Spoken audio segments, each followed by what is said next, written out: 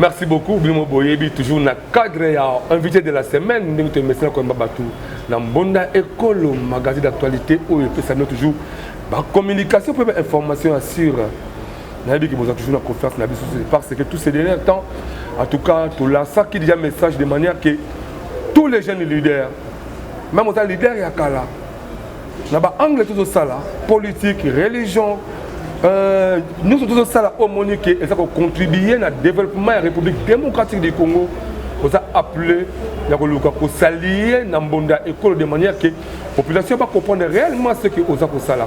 Derrière les caméras là, je vois il y a Igrid Mateta, Wilfried Samba, il y a la grande coordonnatrice Medine Kambembe et la supervision de l'autre côté par Pierrette Mbombo et moi, l'un toujours. À la présentation, il y a un magazine Bonda École, et puis Sabino, Masolo et Solo. Voilà.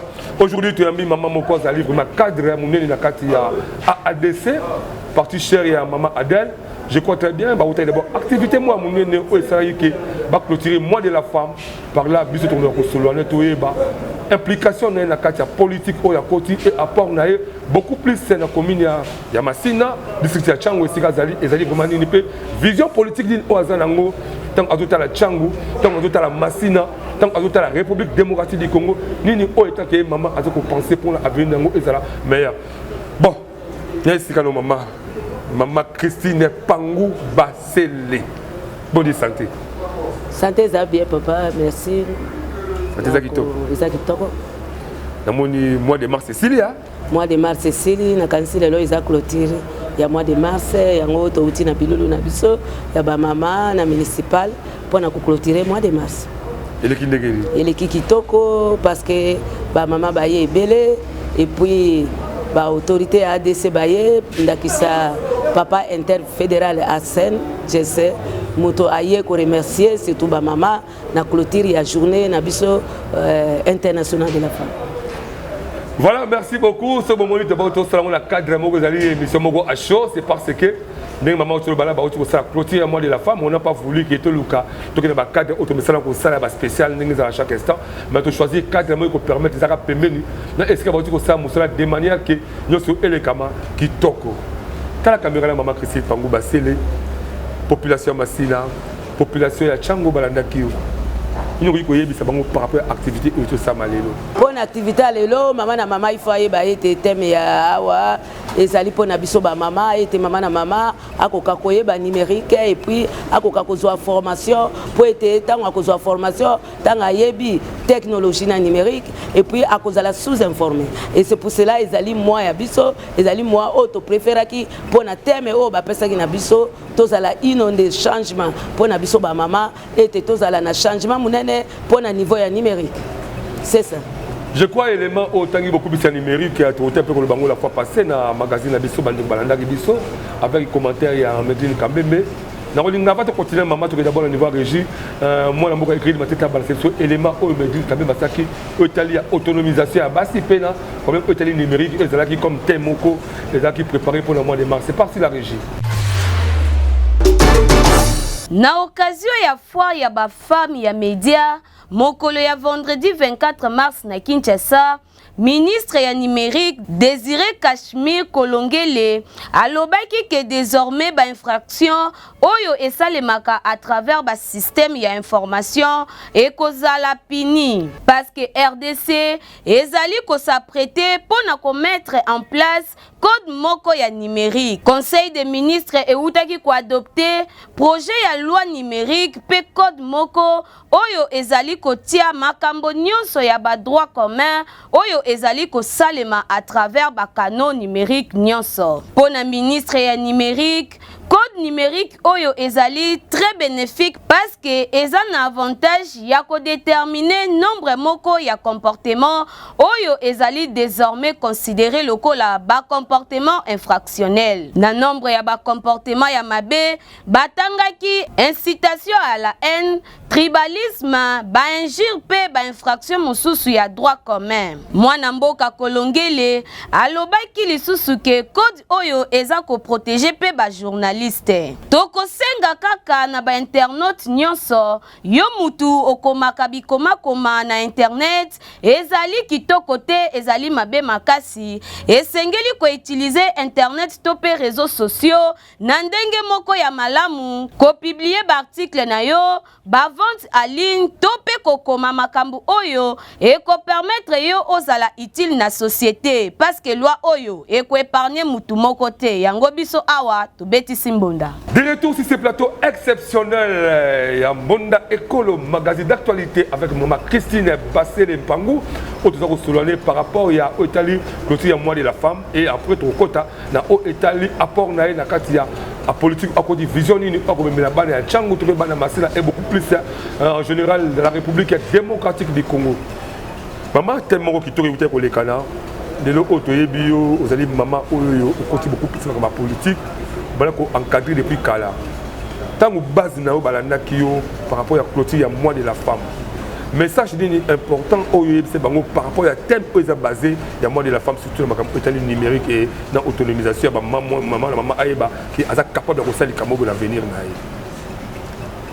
pour na ba maman mingi balanda kinga il faut ba être numérique ezali important pour na biso ba maman parce que tango yoza oyebi numérique te il faut na bisaki bango ke ba meka kolanda ba formation ndenge na uti koloba awa pour être biso nyonso ba mama tozala na page parce que na kati ya numérique par exemple soki to suis exemple même ya Android auto simba kitake ba mama soki oyebi ko manipuler yango te na kati même information ezalaka même na Google nyonso le kaka même na foni soko yeba yango te mais soko oyebi numérique na kanisi okozala na page ya koyeba nini ezali koleka na mboka na biso pe na mboka bapa ya mususu. Merci beaucoup, il y a beaucoup plus de numérique. Alors, tant que tu as un numérique, on le contrôle par Android et autres. Est-ce que vous avez dit que tu as un mabala? Comment papa va un téléphone, maman va un téléphone. Est-ce que vous avez un conseil particulier que vous pouvez maman par rapport à l'utilisation de pour l'utilisation de l'appareil, état que Android, état que maman ou est responsable à utiliser yango te pour na kotala biloko o ezangantinate. Maman a utiliser Android pour na kozwa information. Il y a yé moko état que maman et puis il y a école pe ya kilimosusu ya malamu pour être à s'adapter na oyo ya malamu pour être akoka mboka na biso ko toujours kozala développer. Atumba blog dans nzungu tela ki na ba kidi ba mo ba distraction nango. Bon, on est allé cuisine, il y a maman na maman qui tombe veut dire azo veiller, il faut à planifier. Tanaye et tamo sous ezali pe aye ba pe makame ezali koleka. Pe tamo sous ezali pe ya cuisine. Nyo et tangue bi fait ça déjà planifié. Voilà, merci beaucoup les amis, juste moi parenthèse par rapport à thème au bateau clôturé dans le mois de la femme et maintenant ton côté sur la makam au Italie maman Christine Mpangu Bassele. Le maman Christine Mpangu Bassele dans le monde de la politique, ni autre qui retenir comme vision aux hommes de la bataille, on peut passer dans la République démocratique du Congo. État que moi si. Vision nous en avons. État que moi si dans un cadre ADC et puis dans un maman na kati ya Changu na yebi nini pour na bana na ngai pour na ba papa na ngai pour na bandeko na ngai nini na kosala pour être Changu na biso ezala toujours développer. Na moni awa Changu ezana pasi yango na suite décision pona kotombola Changu na kanisi mingi tozana bana batangi bazana ba diplôme bazana makambo ebele mais sikoyo bazangi même soutien ke bako kozwa même misala baza ko souffrir et puis nazali ko sala nyonso ete moto na moto c'est tout d'abord ko s'autonomiser pour ete na sala ba formation eta ke nazana fondation Christine Mpangu Bassele na koto toujours ko sala bango ba formation ke mutu moko na moko s'autonomiser lelo soki na ba memingai na kozala molobeli na bango pour ete Changu na biso ezala na changement ete Changu na biso pe et reconnaître que batu pe bafana kana kati ya Changu mais na moment tozali eza un peu difficile parce que tozana bana mosusu kutu bakimi bandako bazali kotambola parce que bazana pasi mais état que biso ba mama na bango to telemi pour te toko ka kolobela bango et puis toko kozwa bango et puis lokola na encadre ka bango ete balanda toujours mateya onga na teya ka pour ete muntu na mutu autonomiser na mayele na ye atika ko botola bato biloko atika ko sima mbeli ete mboka na biso Congo eto mwa principalement na kati ya Changu onga moko mama Christine Azali. Merci beaucoup autour de maman Christine Mpangu Bassele par rapport à ma culture de qui toko surtout pour la Changu za bibi kali mabele na e. Dans beaucoup plus sur l'angano de Italie d'abord développement. namoni ose basé mingi koluka na encadrement ezali base aussi ya développement ya lobby lelo oyo ntango ozoko encadrer bato depo banda yango est ce que eza na baavancement significatif elozolasa ke bato wana bacomprendaka mateya oyo opesa bango mpe ezokokisa bape kosala yemaka. Oui, lokola naza na ba mama na ba papa na bandeko na bana oyo toza na bango bandi makambo kana AD kudo bandango depuis kala na banda kala parce que fondation ezalaki banda kala na kanisi bazala toujours na nga awa nde na suite décision pour na soutenir district na ngai. Mais tant on a ça na bango déjà basi ba comprendre que lobby na bango est nécessaire, c'est pour cela ba tchenga maboko malgré mboke ça na pasi bazo soutenir kaka na kende pona na koka kolobela bango na bisika oyo balobelaka batu na bango. Merci beaucoup, nous continuons toujours avec maman Christine Pango Basele Azali Moko cadre na partie ADC à maman Nani Adèle Nani Kabeli. Maman Adèle, alors Boyebi qui est parti politique, on est allé parti politique et Botami dans le SICA, j'espère. Mais jusque-là, ils doivent évoluer très bien. C'est beaucoup plus à niveau, il y a une année. Hein? Oui. Une année déjà, mais je crois très bien qu'il y a des chances pour participer dans l'activité et la bataille tout le monde qui commence à partout, on écoute partout. Si à niveau de la province, c'est que cela montre quand même, il y a quand même des changements et il y a quand même les avancées aussi par rapport à l'évolution à parti politique dans Bango, mais beaucoup plus. Tout cela là est allé développer puisque quand on va à Tchango, on va dire que Tchango est allé sika oyo, bambo la rabattu, bamesana ba machette, bamesana ba désordre, basikutu, n'a parlons pas on a le quoi là qui bata tout le monde ya pamba. Or Tchango est allé et sika mo zo bimisa bata maele ndenge na ndenge.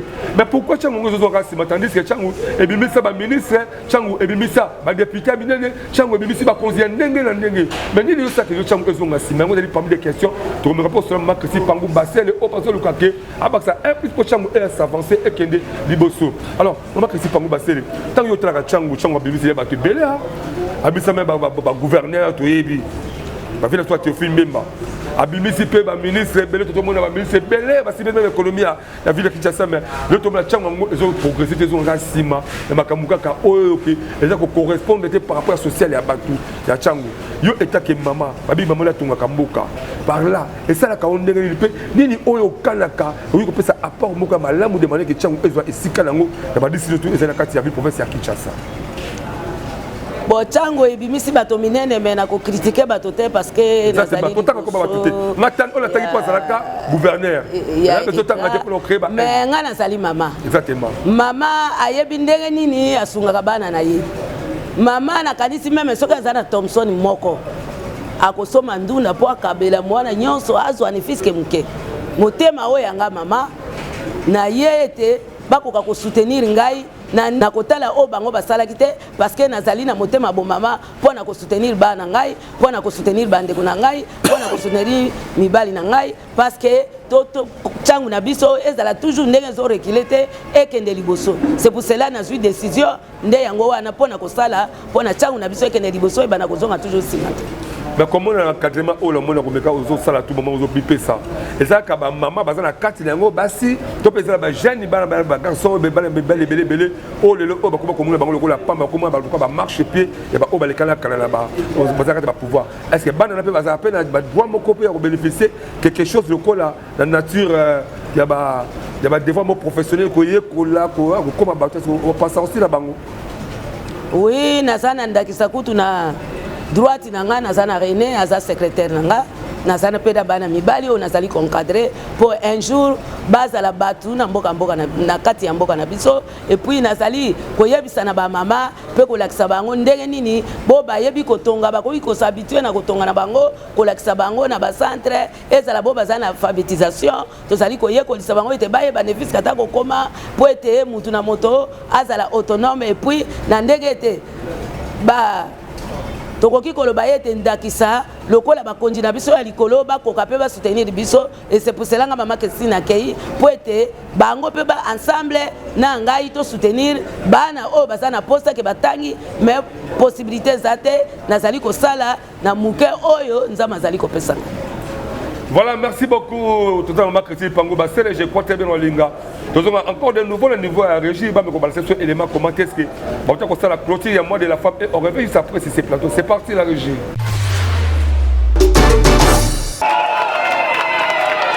Basanga Sanganaki avec impact pena idéologie na cadre la clôture ya mois de la femme ndenge kaka boyebike sanza oyo ezalaki sanza moko bapesaki bamama valeur pona koluka bayeba nini esengeli basala mwana mboka bokotula ngai bango banani bandeko ya parti politique AADC oyo ekama makala ye moko la grande dame ya mama présidente Adel Kabena basangalaki bango nyonso na terrain municipal ya Masina oyo tomonaki kutu présence remarqué ya mama Christine Pangu Basele na base na epo bayaki mpo baclôturer sanzala bango kitoko kaka ndenge boza komona ebele ya bato batondisamaki mpo bandimaki bazala présent ya korépondre na appel oyo esalemaki bino moko botala ndenge baactivité elekalaki mais tellement bonda ekolo magazine d'actualité tozalaka toujours zingazinga mpona kokubela bino bainformation boyoka na suka ya masolo ndenge mama Christine Pangu Basele abetsaki mbonda. Oui, pour l'activité à récit à l'élo, ezali malamu parce que ezali jour ya clôture, ya journée internationale de la femme.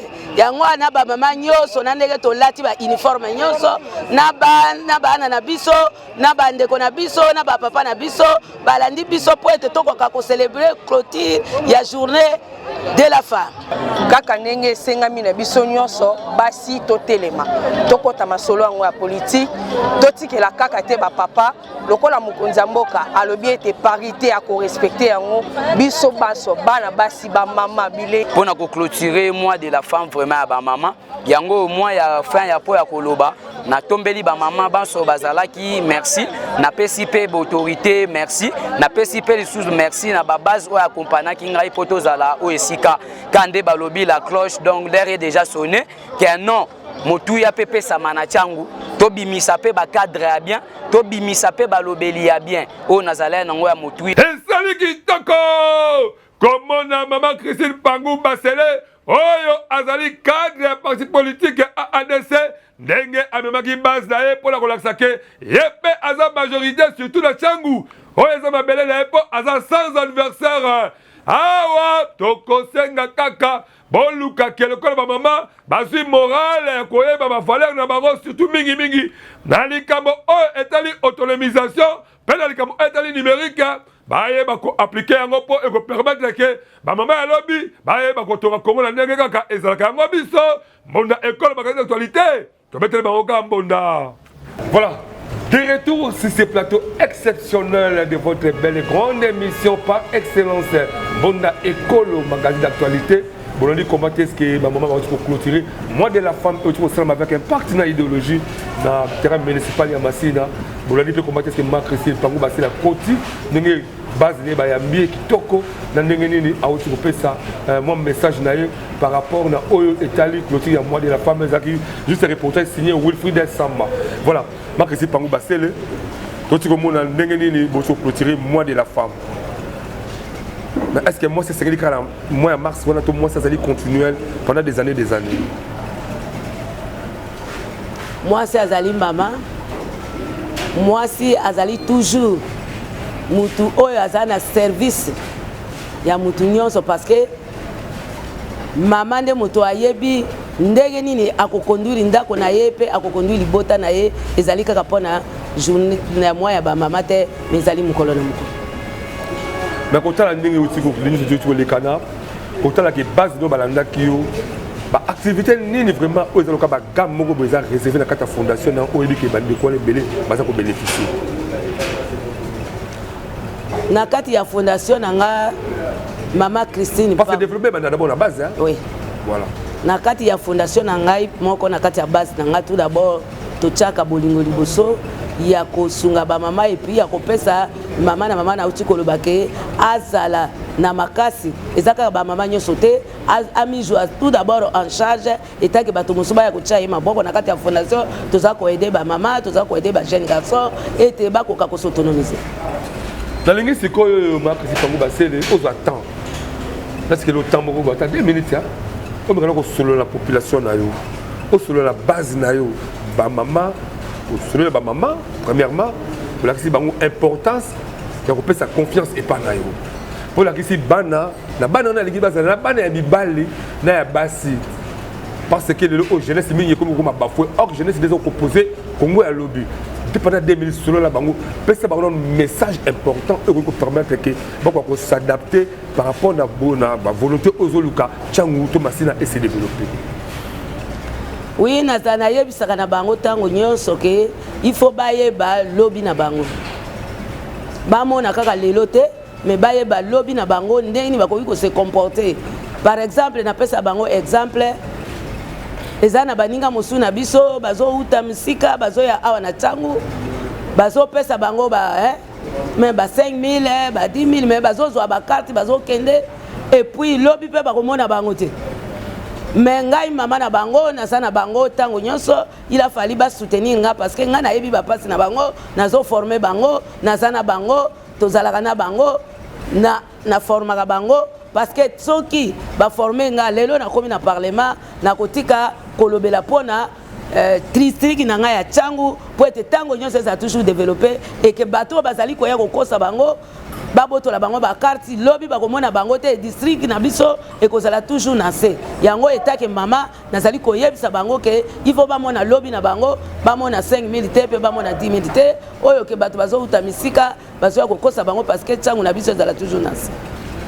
Voilà, merci beaucoup pour le message. Maman Christine Pangou Basila a lancé, mais ce que j'ai beaucoup retenu que tout ça, moment de campagne, malgré tenir moi quelques malobas, les allez toujours que maman pour motiver, la base, tout ça, moment de campagne, tout ça, moment que il faut tous aller qu'à connaissance, il y a fait, excusez, on est tout autant là parce que lobby abisso, les alliés de beaucoup l'abisso moko. Et je dis souvent que les autres jeunes garçons aussi ma machette. Koulouna 50 ans à la caté. Kouloun a 40 ans à la caté. Moment où ils ont aussi ma machette, ils ont le gars Bundaka, ils ont des ordres, ils ont l'âge à 20 ans, âge à 15 ans. Mais il n'y a pas que les bons moments où ils sont préparés à venir dans le lobby. Mais ils ont perdu un mot, ils ont compté ma complicité, mon comme Batin Dakayo, si ma machette qui est dans sa tel, ils ont bloqué le bot à Mouteloko. Beaucoup de conflits politiques à ma bêtise. Le cas de l'Oyo, un vrai politicien, boye engagé.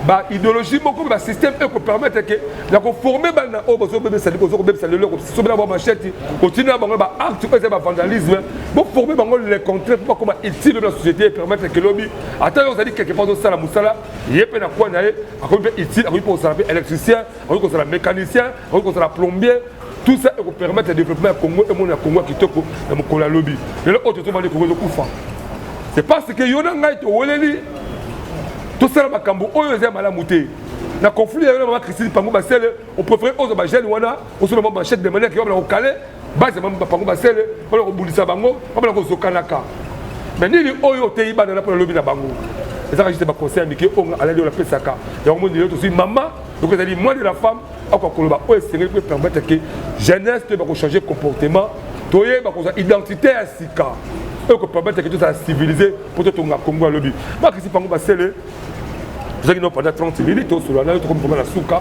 parce que la télévision est dans le temps dans l'église c'est quoi on met kakoye ça souvent muké ba mécanisme nini oza ko prévoir pour la koluka que ba maman o ba pesi confiance ba ko cause la déçuté que ba ba déception ba o ba pesi ba confiance liboso question est question faut réfléchir mal à moi parce que soit réfléchir mal à muté to ko so ka na passe les boules que to uteli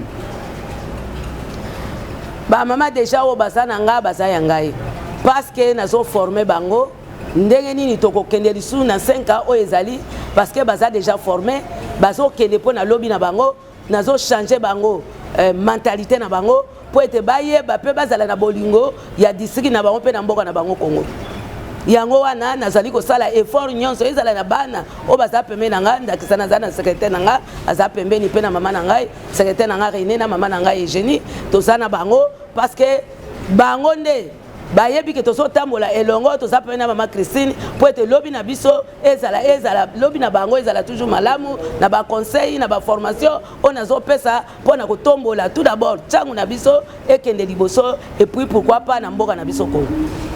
Vous avez la hiérarchie, on a parti politique, vous avez les cadres, vous avez la hiérarchie. Alors s'il faut lancer un message moko, la hiérarchie, la partie politique, message que lancé par la banque pour que réellement ils ont contribué à un plus pour le parti politique à ADC qui est les Liboso et surtout beaucoup plus dans la district de Tchango. Oui, na sengi na remercier maman d'elle. Kabena oya ça toujours maman. Maman ya mayele, maman ya bolingo. Oya zali ko soutenir biso butu lokola moi. Oya zali ko sala pona biso to zala. Yango ana na sengi merci na maman d'elle.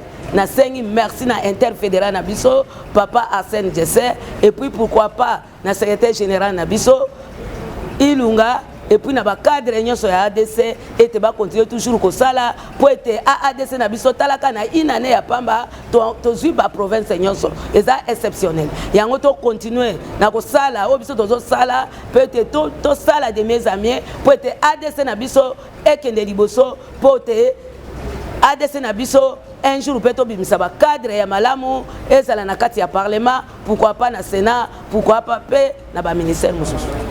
Voilà, tout ce qui est là, 30 minutes de Sili, dans 10 secondes, vous allez commencer pour Koloba, les Anglais qui sont Koloba, tout bien. Oui, je remercie maman Nangai, maman Nangai à Fondation Christine Pang Basele, et maman ou Bazali qui a toujours confiance, na ba jeune papa Nanga par exemple, ya papa Clovis, oyo pe nazali ko remercier, na ba papa Mouya, et ça l'appelle na ba papa Bianco, et ça l'appelle à maman Jenny, papa René, bango nyonso, et ça la ba maman Monique, kuna na carrière. Vraiment, nous avons remercié Bango et to continuer na musala otozui pour être to kende na suka eza lokola to koti zamba pour être to koma na suka pour être lobby na biso pe na Bango ngana Bango to zala toujours elongo na remercier Bango pe na tombeli Bango surtout ba maman na ngai clôture ya moi elamu et pour suka awate et continuer pe na ba moi nyonso na kati ya bandako na ba. Merci beaucoup pour le monde que le rappel qui toko. La manière dont on a bien Christine, on met la paix, malanga, on quand même on se défendre. Voilà. Très gentil. Nous sommes arrivés au terme. Il y a Monda École, magazine d'actualité. Tout sur le moment Christine Pangou Bassel par rapport à activités liées à moi des masques, clôture de tout ça. Et ensuite, par rapport à la vision, vision il y a vie politique par côté pour le comme ma Congo à lobby et la Congo à malam parce que le automobile déjà 30% de maman basée dans la carte politique, cela fait du bien aussi dans la carte gouvernement la République démocratique du Congo.